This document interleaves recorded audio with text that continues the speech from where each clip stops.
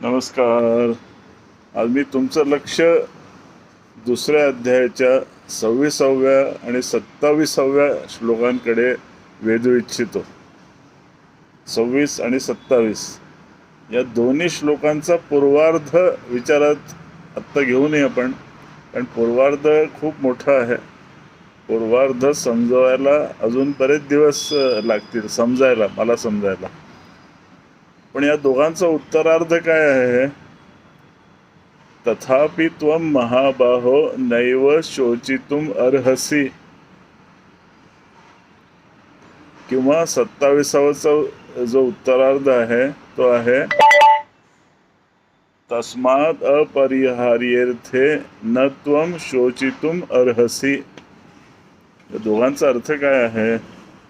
म्हणून हे अर्जुना, जे निश्चित आहे, जे होणारच आहे, जे झालेलंच आहे, किंवा जे आवश्यक आहे, अवश्यंभावी आहे, किंवा अटळ आहे, त्याच्याबद्दल मित्रा तू शोक करू नकोस, असं ते म्हणत आहेत.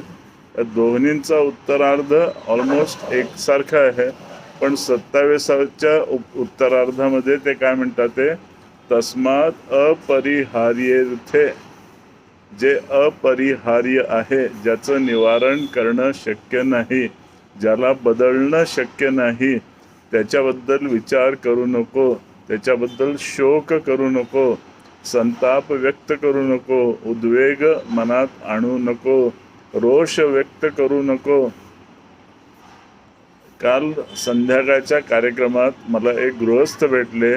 त्यांची हाईट होती 6 फूट 72 इंच. माझी हाईट आहे 5 फूट 8 इंच, म्हणजे मी 4 इंच छोटा आहे. आता हे अनिवार्य आहे, याला मी बदलू शकत नाही, म्हणून याबद्दल शोक करणं व्यर्थ आहे.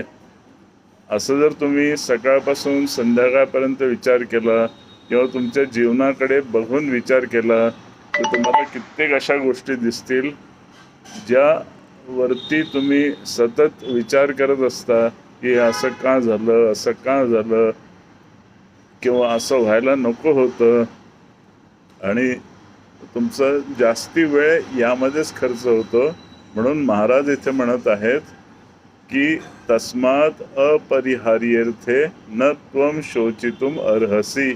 2:26, 2:27 दोन्हीकडे लक्ष द्या.